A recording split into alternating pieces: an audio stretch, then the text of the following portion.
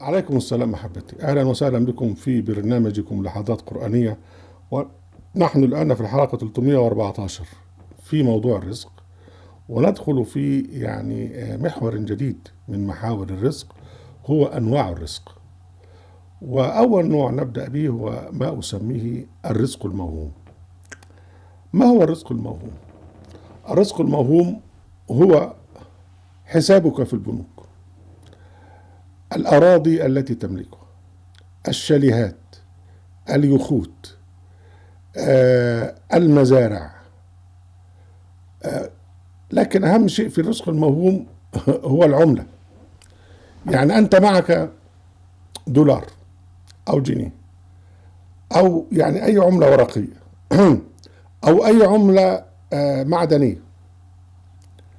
بمجرد أن تستخدم الجنيه تشتري بيه حاجة، الجنيه راح من إيدك.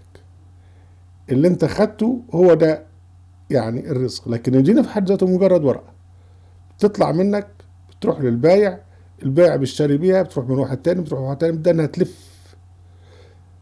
الحساب بتاعك في البنوك هو مجرد ارقام موجوده.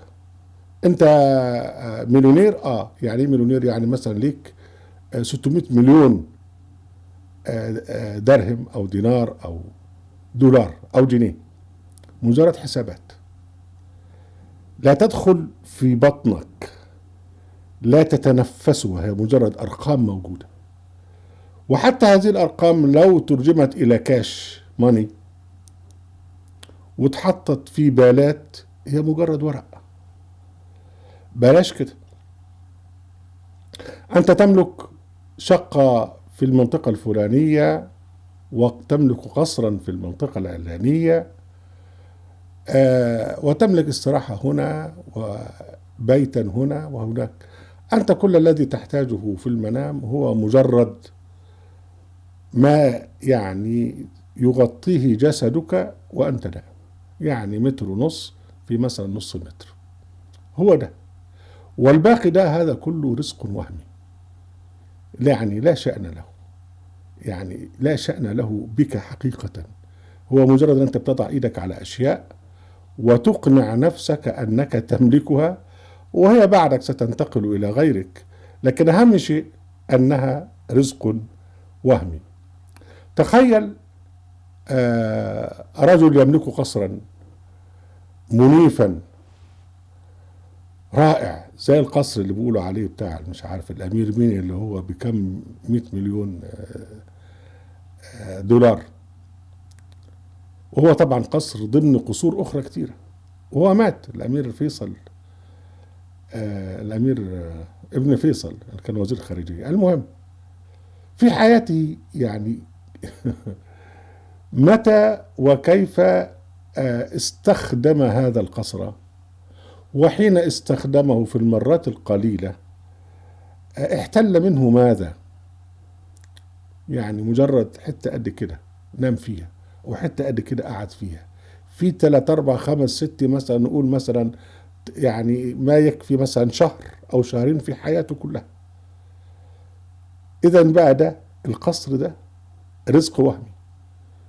والذي يملك يختا فلان، الذي يملك يختا هنا ويختا هناك، يعني إلى أي مدى يستفيد من هذا؟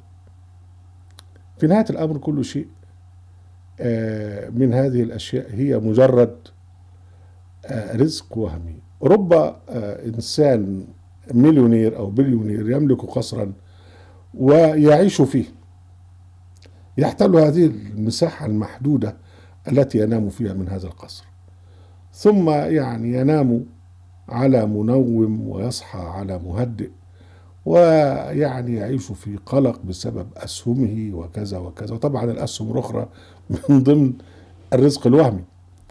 يعيش في قلق وفي معاناة وفي صراعات. وربما يكون لديه بستاني خادم يشتغل عنده، يعني يعمل عنده، يعيش هانئا مستريح البال. ينام خاليا من الهموم، يستيقظ مستبشرا مع أنه فقير. فالرزق الوهمي هو هذه البهارات التي يتصارع حولها الخلق، وهي مجرد رزق وهمي. أهلا بكم أحبتي في برنامجكم ملاحظات قرآنية، وفي قناة أهل القرآن. لا تنسوا المشاركة بالشير ولايك، وعليكم السلام.